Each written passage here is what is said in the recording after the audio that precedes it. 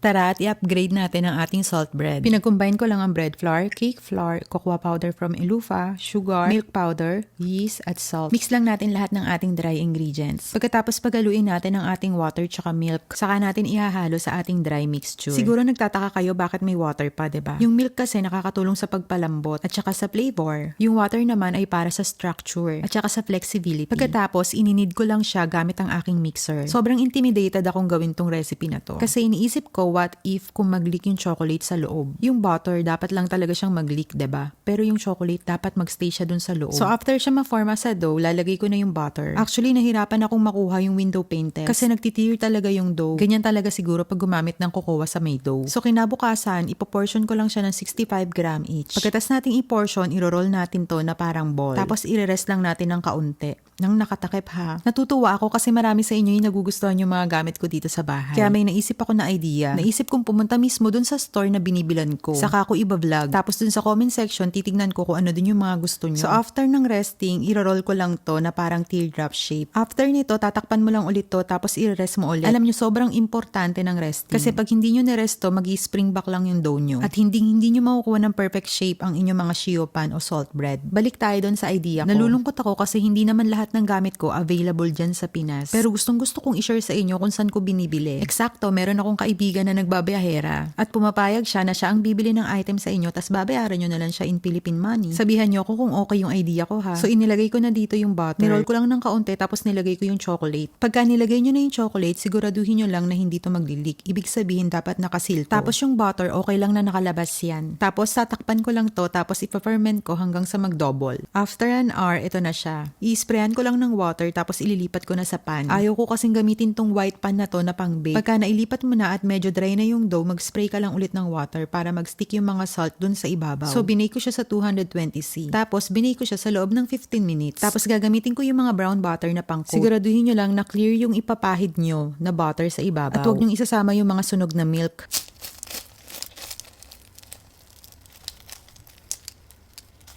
OM, grabe, perfect talaga. Tignan nyo naman, hindi nag-leak yung chocolate sa loob. Grabe, sobrang happy na ako dito. Akala ko talaga magfe-fail to. Kasi nga, paulit-ulit na nagtitear yung dough ko. Ito nga pala yung chocolate na ginamit ko. Favorite kong gamitin tong chocolate na to ng pang-bake. Bukod sa masarap na siya, marami ka pang pagpipilian ng percentage ng chocolate niya. So ayun lang, nakapagturo na naman ako ng panibagong recipe. At sigurado kung magugustuhan nyo to pag na-try nyo.